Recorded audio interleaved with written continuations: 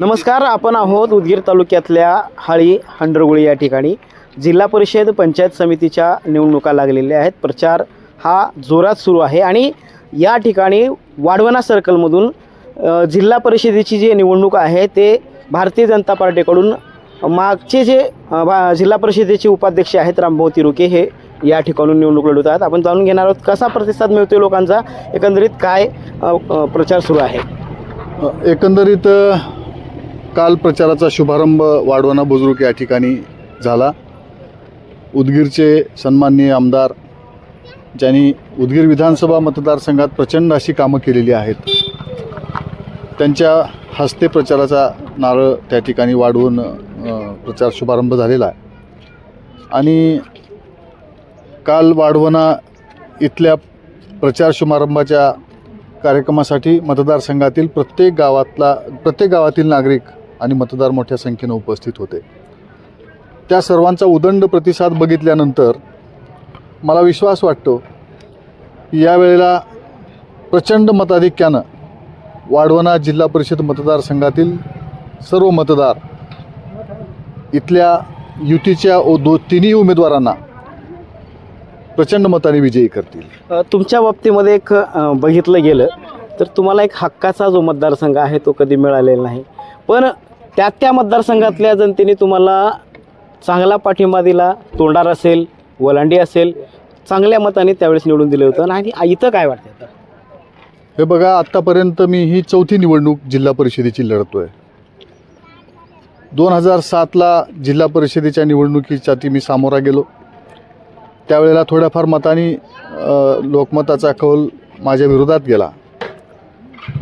दुसऱ्यांदा त्या ठिकाणावर निवडणुकीला उभं राहायचं म्हटलं तर स्थानिक स्वराज्य संस्थेत त्या ठिकाणचं जे आरक्षण आहे ते आरक्षण रोटेट होत असतं, म्हणजे फिरत असतं.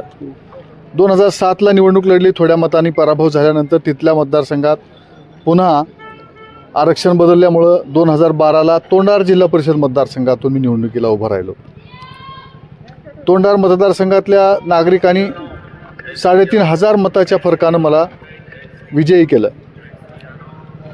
पण तिथं केलेलं काम 5 वर्षाचं अभूतपूर्व राहिलं. जनतेचा संपर्क तसंच राहिला, सुखादुःखात सहभागी होत राहिलो. विकासाच्या कामासाठी निधी कमी पडू दिला नाही. तसं पाहिलं तर 2012ला लातूर जिल्ह्यात आम्ही भारतीय जनता पार्टीचे केवळ 6 सदस्य होतो. विरोधी पक्षनेता म्हणून मी काम करत होतो. प्रभावीपणाने काम केलं, मतदारसंघासाठी विकासासाठी निधी खेचून आणला. पण आत्ता सांगितल्याप्रमाणे दर 5 वर्षाला आरक्षण बदलतं. 2012 ते 17पर्यंत तिथं काम केलं आणि 17ला पुन्हा महिलेसाठी तो मतदारसंघ आरक्षित झाला, सर्वसाधारण महिलेसाठी. मग नाविलाज झाला, तिथं उभं राहता आलं नाही. तिथून उदगीर तालुक्यातही कुठं उभं राहायची संधी मिळाली नाही. मग वलांडी जिल्हा परिषद मतदारसंघ हा देवणी तालुक्यात आहे. तालुका बदलून 2017ला गेल्यानंतर तिथलच्याही लोकांनी 4000 अधिक मताचा फरक मला दिला आणि प्रचंड मताने विजयी केलं. 5 वर्ष तिथंही असंच काम केलं. जिल्हा परिषदेत त्या कामाच्या जोरावर विजयी झाल्यानंतर भारतीय जनता पार्टीचे नेते संभाजी भैया पाटील निलंगेकर असतील, रमेशप्पा कराडसाहेब असतील, अभिमन्यूजी पवारसाहेब असतील, त्या सर्वांनी, आज स्वर्गीय नागनाथांना आमच्यात नाहीत, ते त्यावेळेला हयात होते. खरं तर आम्ही त्यांचे कार्यकर्ते आहोत. नागनाथांना जिल्ह्याचे अध्यक्ष होते. त्या सर्वांनी मला जिल्हा परिषदेत उपाध्यक्ष म्हणून काम करण्याची संधी दिली. 5 वर्ष उपाध्यक्ष, 2.5-3 वर्ष उपाध्यक्ष म्हणून काम करताना जिल्ह्यातल्या अनेक सर्व बाबी तिथं बदलल्या पाहिजे. माझ्याकडे शिक्षण आणि अर्थ विभाग होता. जिल्हा परिषदेच्या स्वतःचं उत्पन्न वाढवण्यासाठी प्रचंड मेहनत केली, प्रयत्न केला, उत्पन्न वाढवून ठेवलं. विकास कामासाठी निधी कमी पडला नाही पाहिजे यासाठी निधी खेचून आणला. शिक्षण विभागाचा सभापती म्हणून 1284 शाळा लातूर जिल्ह्यात आहेत जिल्हा परिषदेच्या. त्या शाळांमध्ये सर्वसाधारणपणे सामान्य गरिबांची लेकरं शिक्षण घेत असतात. त्या लेकरांना चांगलं दर्जेदार शिक्षण मिळालं पाहिजे म्हणून प्रयत्न केला. शाळेच्या भौतिक सुविधा त्या ठिकाणी कमी पडल्या, इमारती कोसळून गेल्या होत्या, डागडुजी करणंसुद्धा कठीण होतं. तसं जिल्हा परिषदेच्या स्वतःच्या उत्पन्नातून सगळ्या शाळा दुरुस्त होणं शक्य नव्हतं.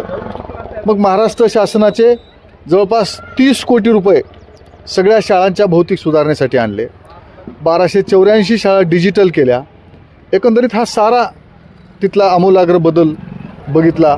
वलांडी मतदारसंघातल्याही प्रत्येक गावागावामध्ये विकासाची कामं आणली. अंतर्गत रस्ते असतील, पिण्याच्या पाण्याच्या अडचणी असतील, तिथलं शिक्षण सुधारणा असेल, आरोग्य असेल, या सगळ्या गोष्टी केल्या. परंतु तिथंही पुन्हा उभा राहता आलं नाही. म्हणून यावेळेला आपल्या उदगीर तालुक्यात एकच मतदारसंघ हा इतर मागासवर्ग प्रवर्गासाठी आरक्षित झाला. म्हणून उभं राहण्या अगोदर या भागातल्या सर्व जनता जनार्दनाचा, भारतीय जनता पार्टीच्या कार्यकर्त्यांचा कौल घेतला आणि सर्व कार्यकर्त्यांनी उदंड असा प्रतिसाद दिला. सर्वांनी पाठिंबा दिला. पक्ष नेतृत्वानंही, आता तसं पाहिलं तर इथं युती आहे. राष्ट्रवादी काँग्रेस पक्ष, अजित पवार गट आणि भारतीय जनता पार्टी अशा आमची युती या ठिकाणी आहे. म्हणून युतीच्या सर्व नेतृत्वाने मला इथली निवडणूक लढवण्यासाठी आदेश केला. तो आदेश घेऊन या ठिकाणी मी आज लोकांमध्ये फिरतोय, आशीर्वाद मागतोय. जेव्हा मताचा आशीर्वाद मागतोय तेव्हा लोक प्रचंड असा प्रतिसाद देत आहेत. मला विश्वास आहे की मागच्या 3 निवडणुकीत जे मताची आघाडी होती त्या सर्व आत्तापर्यंतच्या मताच्या आघाड्यामध्ये वाढवणा जिल्हा परिषद मतदारसंघातून अधिकचं मताधिक्य मला मिळेल असा मला विश्वास आहे. 5 वर्ष या ठिकाणच्या सगळ्या लोकांच्या सेवेसाठी मी इथं आलो आहे. आपल्या माध्यमातून या वाढवणा मतदारसंघातल्या सर्व नागरिकांनी मला प्रचंड विजयी करण्यासाठी सहकार्य करावं ही विनंती करतो. आणि उदगीर विधानसभा मतदारसंघात 10 जिल्हा परिषदेचे गट आहेत, 20 पंचायत समित्याचे गण आहेत. या सर्व ठिकाणी युतीचे उमेदवार सर्व मतदारांनी निवडून द्यावेत. कारण देशात नरेंद्रभाई मोदीजींचं सरकार आहे, महाराष्ट्रात देवेंद्र फडणवीस साहेबांचं सरकार आहे, महायुतीचं सरकार आहे. लातूर जिल्ह्यात आणि उदगीर तालुक्यात सुद्धा पंचायत समिती आणि जिल्हा परिषदेत महायुतीची सत्ता येणार आहे. युतीची सत्ता इथे येण्यापासून कुणी काही केलं तरी रोखू शकत नाही. म्हणून सर्व नागरिकांनी आपापल्या भागातले युतीचे आमचे उमेदवार निवडून द्यावेत असे आपल्या माध्यमातून या ठिकाणी सर्व नागरिकांना आवाहन करतो. धन्यवाद. एकीकडे जर बघितलं गेलं तर भारतीय जनता पक्षाचे असतील किंवा राष्ट्रवादी काँग्रेस पार्टीचे जे पदाधिकारी होते, कार्यकर्ते होते, त्यांनी सुद्धा म्हणजे बंडखोरी करत अपक्ष फॉर्म भरलेला, याचा काही फटका युतीला होईल असं वाटतं? नाही, अर्थातच प्रत्येक मतदारसंघासाठी मग जिल्हा परिषद गट असो का गण असो त्या ठिकाणी आपल्यासारखं प्रत्येकाला उमेदवार आपण व्हावं वाटतं, लोकप्रतिनिधी व्हावं वाटतं. एका जिल्हा परिषद गटासाठी 5-5, 10-10 लोकांनी उमेदवारी अर्ज भरलेला आहे. अर्थातच त्या प्रत्येकाची योग्यता आहे, पण संधी एकाला मिळते. मला विश्वास आहे की भारतीय जनता पार्टीच्या वतीनं ज्यांनी कोणी उमेदवारी अर्ज भरलेत, राष्ट्रवादी काँग्रेस पक्ष, अजित पवार गटाच्या वतीनं ज्यांनी कोणी उमेदवारी अर्ज भरलेले आहेत, ते सर्व उमेदवार, ज्याला उमेदवारी निश्चित बी-फॉर्म ज्याला जोडलेला आहे तो सोडून बाकीचे सर्व उमेदवार निश्चितच माघार घेतील. अजून 2 दिवस बाकी आहेत. निश्चित माघार घेतील आणि युतीची सत्ता आणण्यासाठी सहकार्य करतील असा मला विश्वास आहे.